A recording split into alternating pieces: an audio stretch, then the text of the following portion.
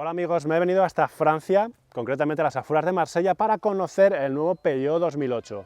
Os lo voy a enseñar por fuera y por dentro, también lo vamos a conducir. Por supuesto, también os contaré un par de curiosidades sobre el coche. Igualmente hablaremos de sus dimensiones, del maletero y de sus principales rivales. ¿Estará a la altura de los mejores del segmento? Eso lo vamos a ver en este vídeo. ¡Empezamos!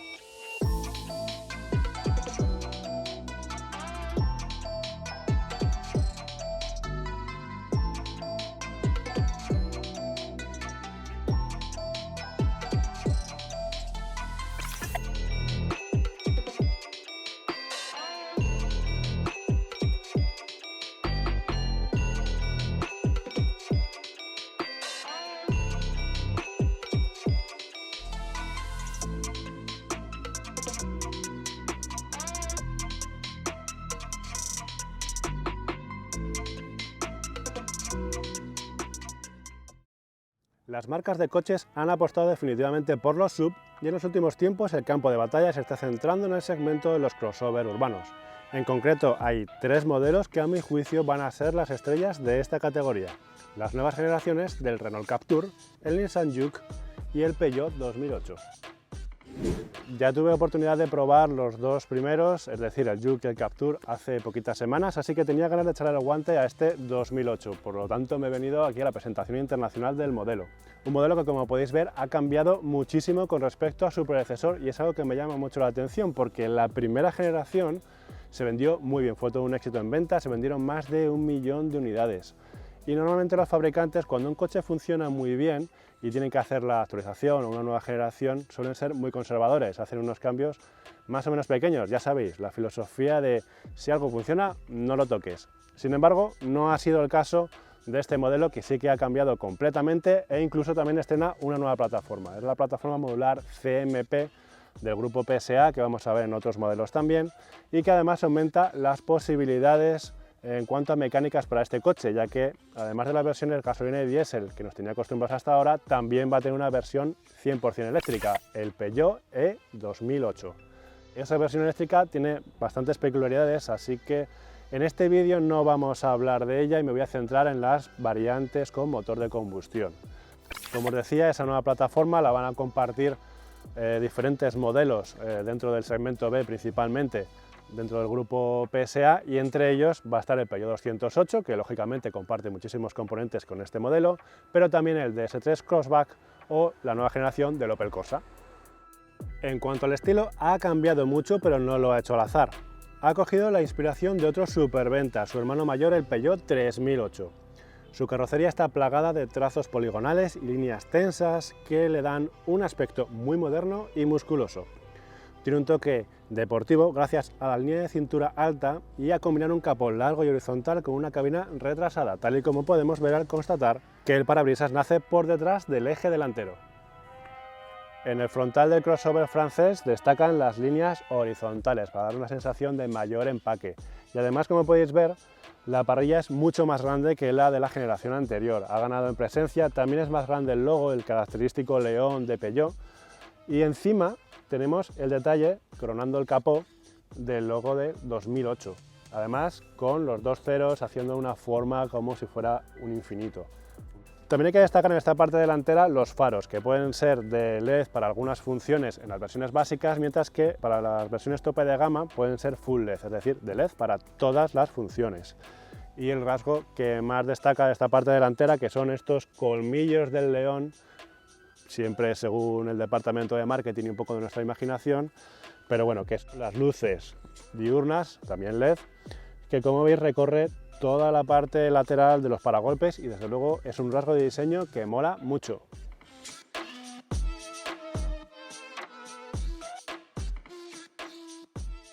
Tenemos la opción de escoger un techo en color de contraste, que siempre iría en negro brillante, y en ese caso, si elegimos esa opción, también las carcasas de los retrovisores exteriores irían en el mismo color. En cuanto a las llantas de aleación, tenemos un amplio catálogo con medidas de 16, 17 o 18 pulgadas, dependiendo del acabado. Aquí en la parte trasera es donde más me llama la atención este coche, sobre todo por los pilotos, y es que este conjunto resulta espectacular. Como veis, recuerda muchísimo al del 3008, como era de esperar, y tiene un diseño tridimensional que llama muchísimo la atención. Están unidos los pilotos con esta franja negra donde se puede leer Peugeot, y además no podía faltar uno de los rasgos que podemos encontrar en los modelos de la marca francesa desde hace muchos años, que son las firmas lumínicas con esas 3 garras, según siempre nos ha contado la marca, que llaman mucho la atención, son realmente identificativas por la noche. Otro detalle que podemos ver es que algunas de las versiones pueden tener unas salidas de escape dobles y además son reales, no pasa como otras marcas que luego el escape en realidad va por ahí, sino que efectivamente este tiene 2 salidas y hay 2 tubos detrás de ellas.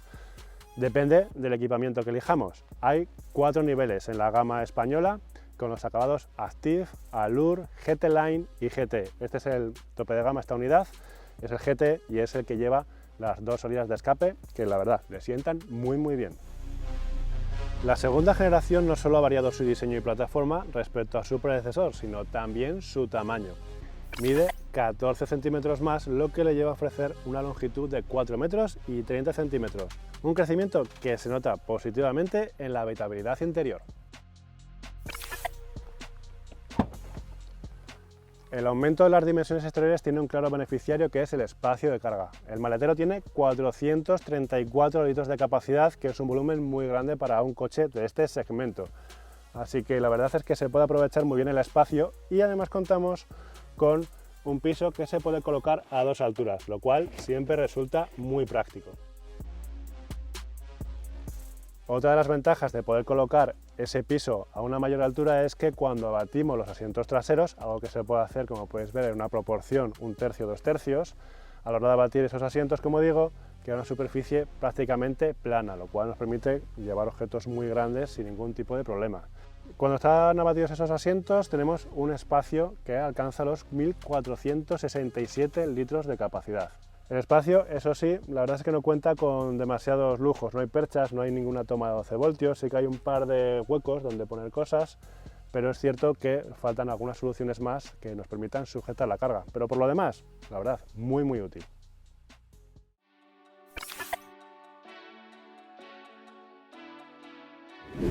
Estoy gratamente sorprendido con la calidad de realización interior de este 2008. Todo tiene muy buen tacto, da una buena sensación de calidad visual, hay algunos elementos mullidos y la única pega que le voy a poner, pero porque soy miembro de la Liga en contra del negro piano, es precisamente el uso de ese negro brillante, ese plástico recorriendo toda la consola central. Es una pena porque todo lo demás está muy bien y sin embargo esa parte de aquí es de un material que es verdad que es muy bonito, queda muy elegante, pero lo cierto es que con el poco tiempo que pase se va a rayar, se ensucia enseguida, se llena de marcas y no es nada práctico.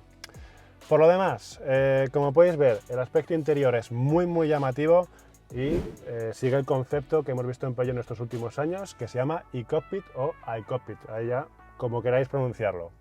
Se caracteriza por este volante de pequeñas dimensiones, que ya veis que es muy pequeñito y que tiene la ventaja de que nos sirve para hacer maniobras con mucho menos esfuerzo, porque requiere mucho menos amplitud de los brazos, con lo cual es más cómodo a la hora de maniobrar, sobre todo en ciudad. En carretera no le veo tanta ventaja, la verdad. Ahí sí que yo preferiría un volante un poquito más grande, pero desde luego para un uso urbano, que es al fin y al cabo donde vamos a utilizar más este tipo de coches, es una maravilla. No me cabe ninguna duda de que este interior es el más futurista de todos los modelos de este segmento, pero seguro que tampoco a todo el mundo le va a terminar de convencer, porque una de las características del e-cockpit es que no se ve la instrumentación a través del aro del volante, sino por encima.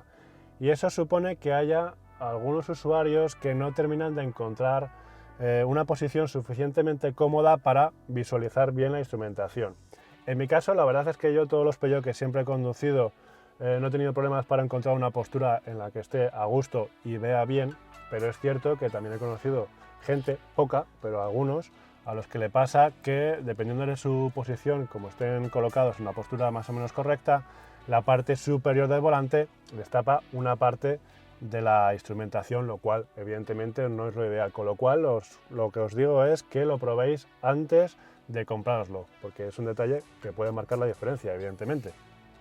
Esta generación del 2008 trae una nueva generación del e-cockpit, se llama Peugeot e-cockpit 3D y se caracteriza por una instrumentación digital con una pantalla de 7 o 10 pulgadas según el acabado, que presenta la información de forma holográfica y en distintos niveles, dependiendo de su importancia.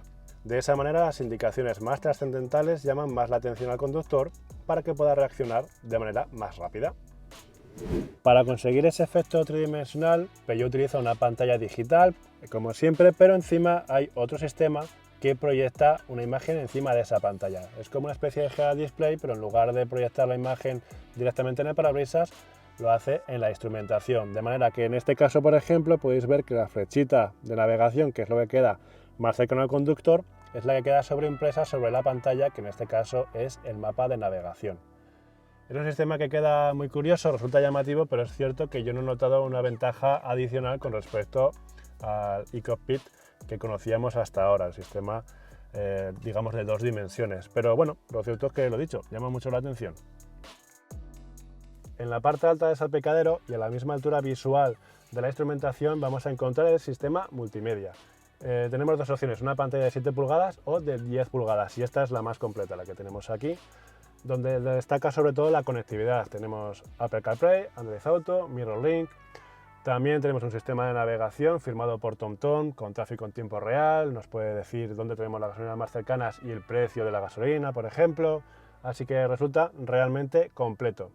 Es tan completo que todas las funciones se han metido en esa pantalla táctil, lo cual, claro, también tiene sus desventajas, porque por ejemplo la climatización también se maneja desde ahí.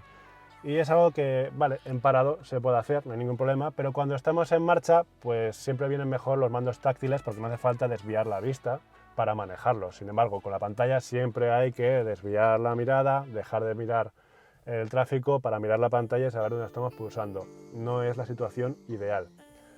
Para paliar un poco esta situación, Peugeot nos propone varios botones, aquí hay 2 filas de botones con accesos directos a las funciones principales. La parte más sobresaliente tiene estos botones de tipo aviación que me encantan, además tiene un tacto metálico que la verdad se queda muy chulo y justo por delante de ellos hay una serie de botones que son táctiles, con lo cual al ser táctiles estamos un poco en la misma situación, eso también es verdad.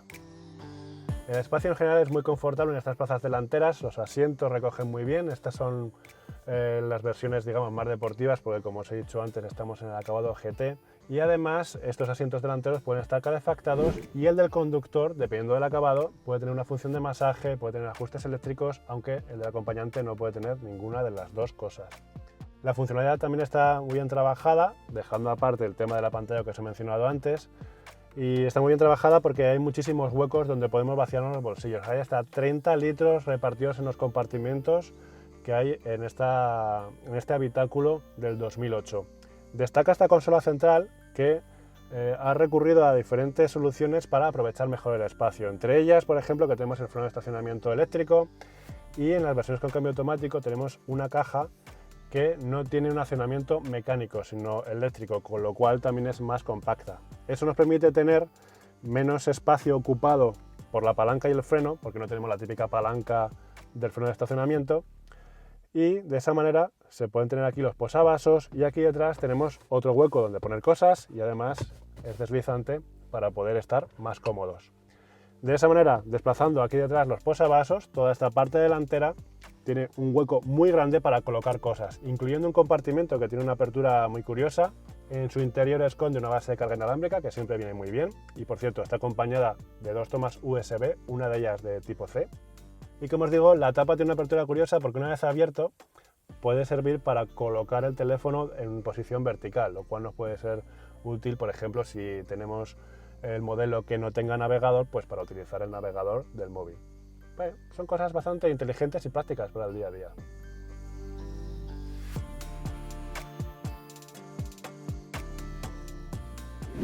Delante se goza de una buena amplitud y sensación de espacio, especialmente si la unidad lleva el enorme techo panorámico practicable opcional. También ayuda a percibir una atmósfera agradable el sistema de iluminación ambiental con 8 colores a elegir que viene en los acabados más altos.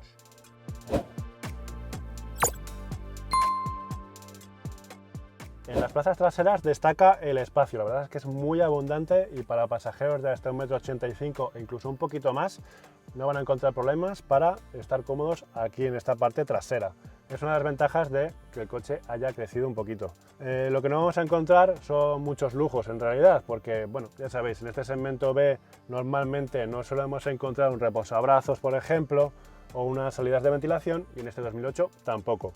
Pero sí que es verdad que en los acabados más altos podemos tener algunas otras opciones, como por ejemplo los cristales oscurecidos o un par de tomas USB que nos va a servir para recargar dispositivos electrónicos. Así que en general aquí vamos a ir bastante cómodos, la verdad. Es un buen sitio para viajar.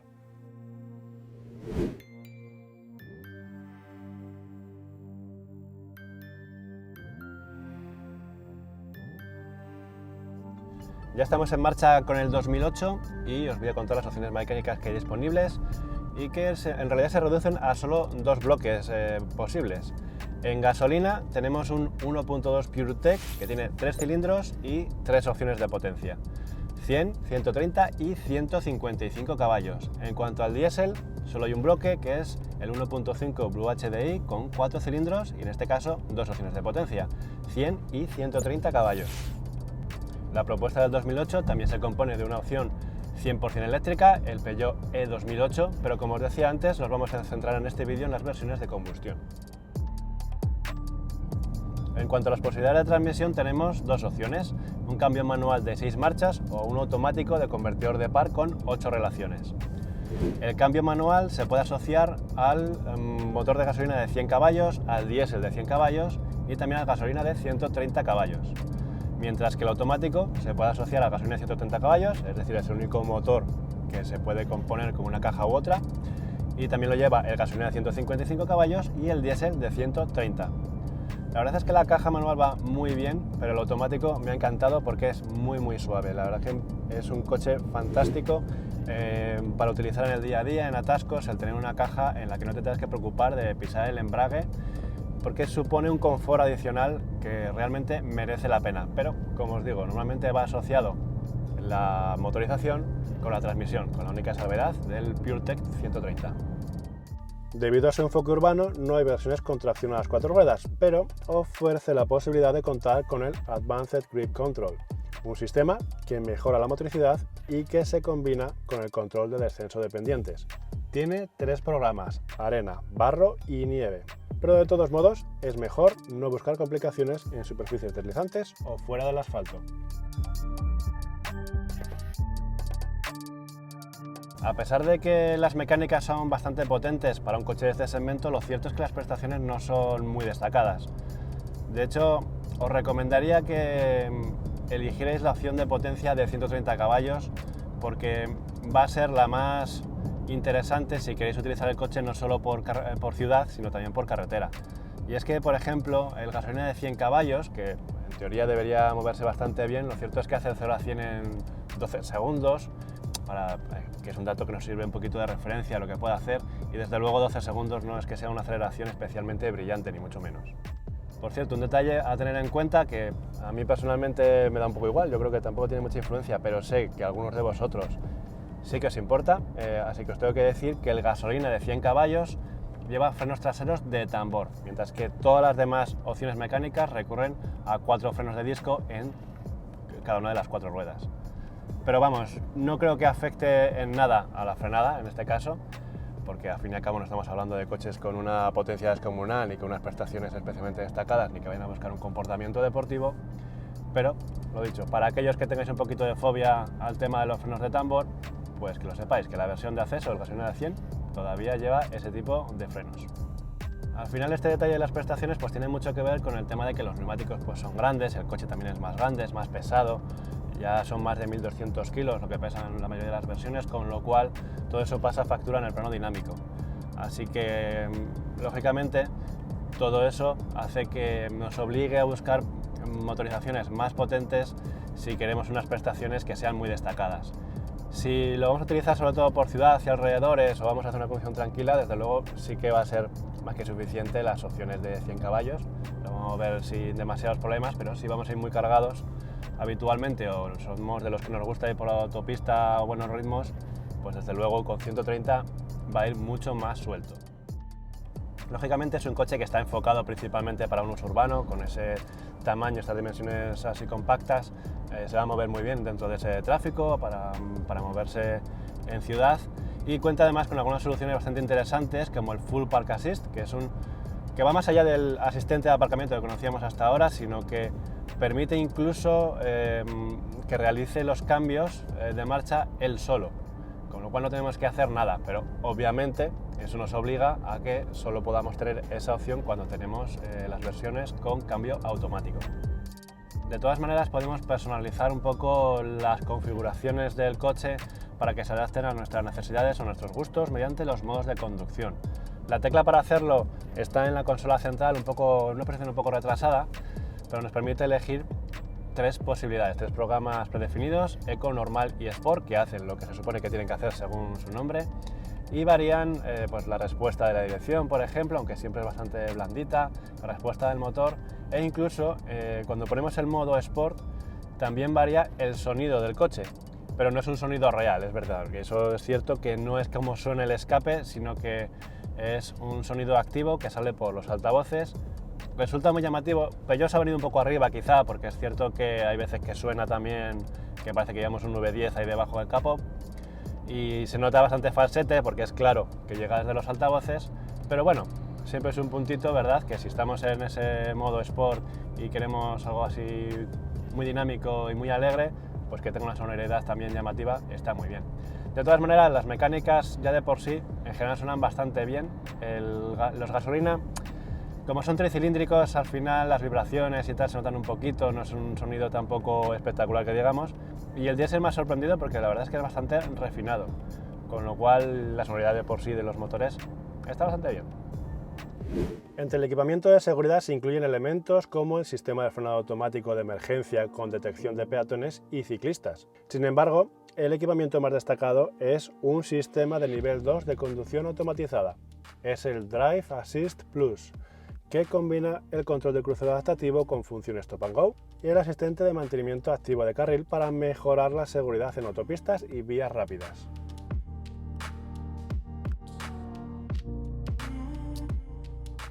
Vamos a hablar de precios, no sin antes recordar que este coche tiene un poquito de acento español porque se fabrica en Vigo, en la factoría que PSA tiene allí en Galicia. En cuanto a los precios, como digo, tenemos un precio de partida que arranca en los 17.550 euros, que es el coste que tiene, eso sí, sin contar ningún tipo de descuento ni promoción. Con lo cual podemos tener unos precios bastante interesantes, sobre todo si aprovechas y te bajas la app de motor.es, que es gratuita, ya sabes, desde Google Play te la puedes bajar y ahí vas a encontrar precios aún mejores y los descuentos más grandes del mercado. ¿Cuál es la versión que nos interesa más del 2008? Mi recomendación es que elijáis el motor de gasolina PureTech de 130 caballos porque tiene un buen equilibrio entre prestaciones y precio. En cuanto al acabado, pues de las 4 opciones disponibles yo descartaría la opción básica, es decir, el acabado Active, y me quedaría al menos con el Allure, y así tendríamos un coche bastante equilibrado. Como os decía al principio del vídeo, los principales rivales que va a tener el 2008 en el mercado es el Captur y el Juke, así que haciendo un repaso de lo que hemos ido viendo, os diría que en cuanto a diseño exterior está claro que el Juke es el más atrevido de todos, el Captur el más conservador y este 2008 se encuentra en un interesante punto medio. En cuanto a diseño interior, ahí no hay ninguna duda de que el diseño que tiene este 2008 es fantástico, es el más llamativo de todos ellos. En cuanto a calidades ya la cosa cambia un poquito más porque quizá el Juke es el que está un poquito por detrás, el Captur y el 2008 están más a la par, quizá el Captur un poquito mejor, pero las diferencias no son muy grandes, dependerán un poquito del nivel de equipamiento. En lo que respecta a habitabilidad, claramente el vencedor es este 2008, aunque también es cierto que es el más grande. Y en lo que tiene que ver con el comportamiento, pues está claro que el Juke es el más divertido de todos, el Captur el más confortable y este se encuentra en un equilibrado punto medio. ¿Cómo se está poniendo este segmento de los crossover urbanos, verdad? ¿Cuál es tu favorito? Pónmelo en los comentarios y por supuesto, si te ha gustado este vídeo, dale a me gusta, suscríbete a nuestro canal y nos vemos en la próxima.